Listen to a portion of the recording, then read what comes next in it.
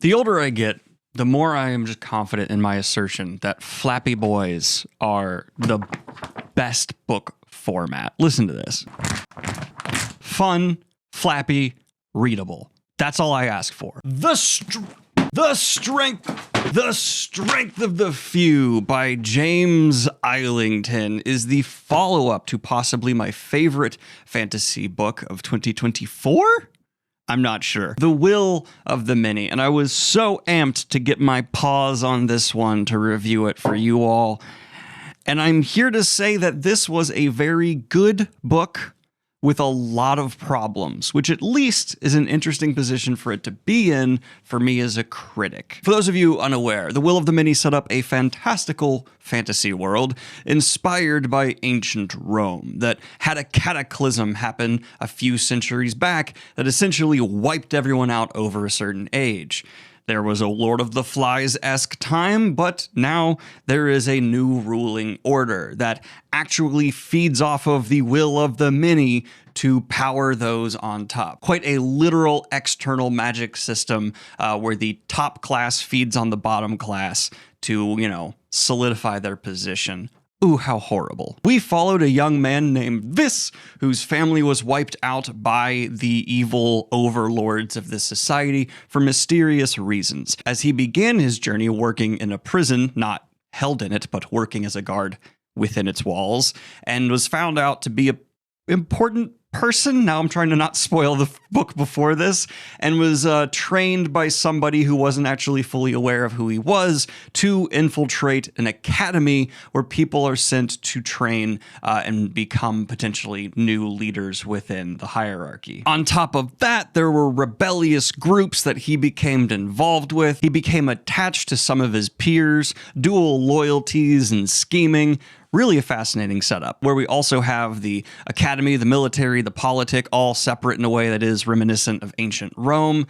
And the book itself, The Will of the Many, ended in a way that definitely made the whole narrative recontextualize itself 180 David Lynchian style. Whoa, bizarro. And so the expectations are incredibly high for The Strength of the Few, because not only did it need to follow up a massive fantasy epic inspired by ancient Rome and continue building and occupying that world, but there was an additional ask to justify a twist that, if mishandled, could be immensely unsatisfying. And I'm happy to say that is not the source of my problems for The Strength of the Few. It definitely does justify the ending that occurred within The Will of the Many. Perhaps too much, or just there wasn't really a nice way to continue the story from there while keeping the focus that I found to be very much so a massive motivator through The Will of the Many. Because while that is a chunky fantasy boy, behind me here somewhere. Here we go. It had a structure, pacing, and focus for its readers that was reminiscent of a lot of the cleanest narratives that have been massively successful in the fantasy and sci-fi genre. I actually think that the Hierarchy series, Will of the Many, Strength of the Few, kind of slots very nicely right next to Red Rising and Sun Eater. There's going to be massive overlaps for those fan bases because they all have a, certain individual going against an existing structure, just in different settings and different starting points, but a lot of, let's just call it the same blood type, powering the actual writing of the narratives.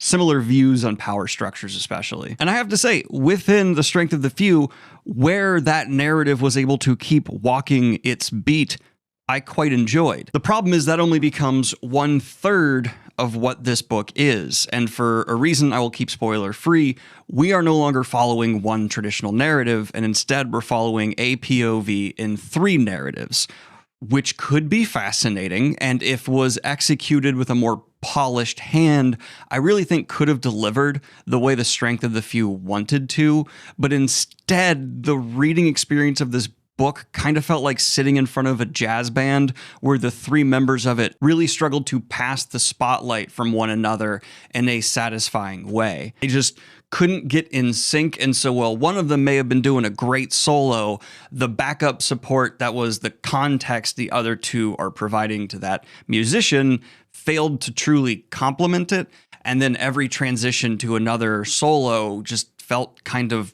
jarring. And due to the specific narrative choice that's led to these 3 different stories, we are also having 2 additional epic fantasy worlds built on top of the ancient Roman one. Very Age of Mythology-esque, if you catch my drift. And the 2 new ones, the worlds and characters introduced within them suffered from really just me as the reader wanting to get back to what felt like the main thrusting arc, the one that I'd already spent so many pages becoming invested in, whereas the other worlds, even by their very nature and conception, were less interesting, more barren for one of them substantially. And the characters we were introduced to often have language barriers and things that, like, from a narrative standpoint are justified and make sense, but made it so that I, the reader, had to do a whole lot more work, or correctly, the author had to do a whole lot more work for me to end up actually really connecting with them. Combine that with a much more smearing of time in these more secondary stories, because they're the newer ones we're being introduced to, and the hooks just never fully planted in me. That isn't to say there weren't elements I didn't enjoy. James Islington writes epic fantasy worlds in a way that is going to smack you in the face with just the raw, awesome potential of epic fantasy at times. Whether it's pulling from new mythologies, describing landscapes, twisting the existing magic system to operate in fun, fresh, funky new ways, there were tons of bonus cool points going on that kept me far away from wanting to actually just skim the pages or anything like that. But you can see a problem develop here from an early note I took to myself in a video compared to how I feel now. I don't know, weird confession, I don't know if other booktubers do this, but I often can't sit down and write my notes for a book while I'm going through it, so I will just video record. Sometimes that actually ends up in the review, sometimes not. Here's how I was feeling when I first started. I'm about 1/5 of the way into Strength of the Few, and my thoughts so far are, I'm interested. Obviously, with the way book 1 ended, we're following 3 different stories in one POV, keeping it spoiler free. And I was afraid getting into the book that would become overwhelming or confusing, but James Islington is very much so keeping them distinct and purposeful in their own right, justifying each story, which is really, really fantastic. That's kind of what I think is saving this from being a mess, without any other way to properly put that. The concern I have is right now it feels a little bit like just weird stuff is happening, but I have faith that that's going to make sense by the end of the book, because there's that itch in the back of my head where even the answers I don't have yet to make everything that's occurring make sense, there's like a rhyme, right? It's like a song where you don't know where the next beat is gonna go, or no, you do know the next beat, but you don't know the next note. So I'm feeling that, okay, this is what's going on. I haven't heard this song before, so things are new, but it all is fitting a pattern. And now, at the end, that assumption proved to be false. I was proven wrong, unfortunately, and those issues were only compounded by a story that consistently just had Vis, our main character, wandering about stuff. I actually have a counter going in my notes here of how often I was just, okay, he's wandering about that now, and he's wandering about that, and oh, something appeared and gave him answers, and there was some Deus Ex Machina, Deus Ex, oh, no one's ever really gone happening as well. Just creative choice after creative choice that I found frustrating, that because they ended up kind of undercutting my actual investment in the stakes that were being developed. Because, yeah, you say this creature is so deadly and dangerous, and ooh, this bad guy is such a threat, and multiple worlds could end. But if what you're training me, the reader, to see is that, well, some stupid people on the side of Vis do end up dying because of dumb decisions, more often than not, he's kind of just handed solutions. He does then fight really hard for extended periods of time in the narrative where he's taking damage, etc., but he's only allowed to get there, or he's only allowed to survive because of things outside of his control. And boy, does Vis not have a ton of control in any of the 3 narratives going on. Lack of agency for a protagonist that in the first book actually had a really interesting, let's call it alternative agency in terms of their choices and who they're willing to follow and the political scheming going on, kind of soured Strength of the Few all the more so for my enjoyment of Will of the Many. It went from being, ooh, this kid who's, going up against the world is having to make some really hard choices, and yeah, everyone around him is scheming, but there's a balance, to all of a sudden that balance just flipped way too hard one side, and it no longer felt like Viss was actually able to push things in the direction he wanted, especially to the point where at the end of the story, there's something really dramatic and potentially wrong happening as a result of a decision Viss makes. But not only is it underwritten and not delivering the I really wanted there, but I didn't actually there should have been so much writing to make me feel like, ooh, here's a character defining moment for a decision and it's big and it's bad. But instead it's just like Andy makes the choice and it's,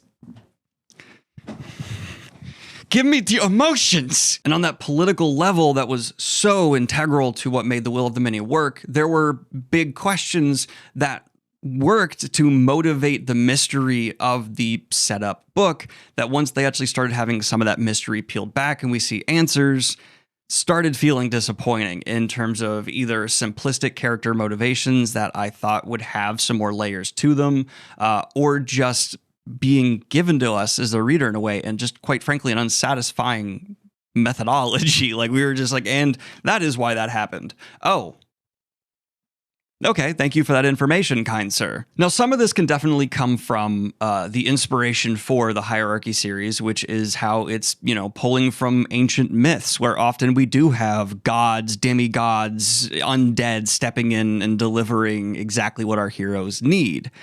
My counter to that is wonderful inspiration. I would love to see a creative do something to kind of challenge that trope instead of just implementing it here in a way that feels tired to the point of being ancient. My final big criticism is love interests, dynamics and stuff in the Will of the Many weren't, I think, why anyone would love that book, but they take a little bit more of a narrative importance here, and what ended up being developed just feels like, and this is a safe one, death of a character that'll be emotional impact, have it just happen, wah, okay, moving on. And then two, and here's the better love interest that won't challenge the reader, everyone's gonna like them, especially if you're a teen boy.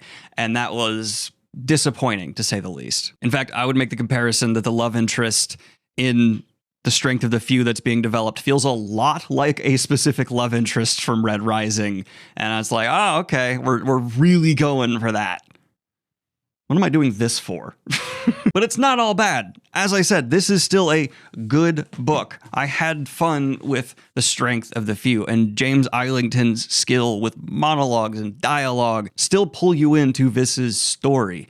Just not necessarily for Viss anymore. Far more interested in the world development, the bigger story, which was disappointing, but still a plus. If you loved Will of the Many for its just imaginative scope of realizing a classical fantasy world in the same vein as Song of Achilles, then that through line is going to be just as strong here in The Strength of the Few, if not more so due to the additional cultural influences that start coming into play. Really want to double down on that. The monologues here for certain character developments and realizations, there is a spice that kind of lends itself so naturally to this grandiose Roman-esque environment.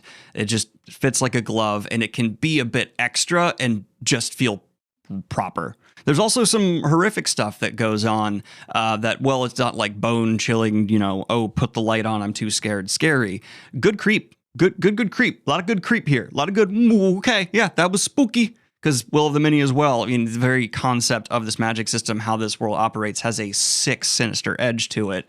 And, utilizing Roman mythology and some of the sick, sinister stuff there to fully flesh it out, that's bonus points all over the place. I love me some proper horror within my epic fantasy. I've been saying that for a long time. For the three storylines in order of enjoyment, just using the first initial, which will give it away to people who have read it, my favorite was R, then L, then O.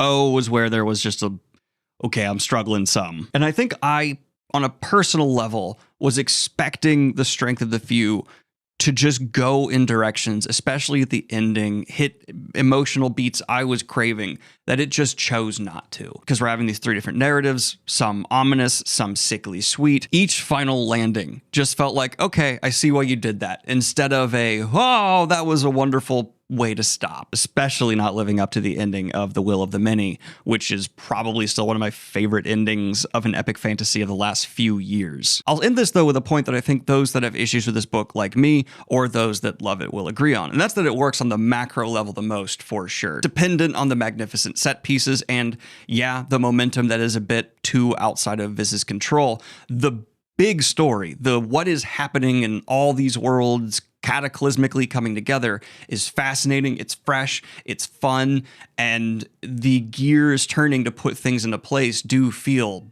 big and ominous. There is still so much, and that's kind of because of the set pieces are the strength from The Will of the Many that have stood the strongest in the strength of the few, and they are telling the wider story of the world, the tide that Viz is being swept up in, and not quite as much surfing in the second story. But I'm not out for the Hierarchy series. I went from having book 3 being one of my most anticipated releases to just, yeah, I'll for sure read it. And it's fine for a great book to have a good follow-up.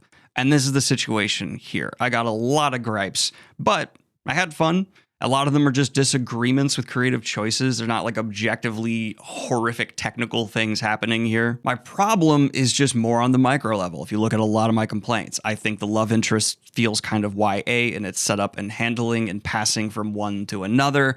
The dialogue and handling of information delivery and hero rescue just felt convenient to the point of being what I would expect to see from a story that doesn't want to challenge its reader as much. And those are coming together to knock this book down from what I was expecting to be an 8, possibly a 9, to feeling more like a really solid 6. Something that I'm not hyped and thrilled about, but I don't regret reading. It was above average. It was good. It's a good book with a lot of problems. But let me know what your thoughts are for The Strength of the Few in the comments down below, and like and subscribe if you have not already. This is just my opinion. Yours is as valid as mine, and I look forward to the talkies going on. Have a good one, y'all. Peace.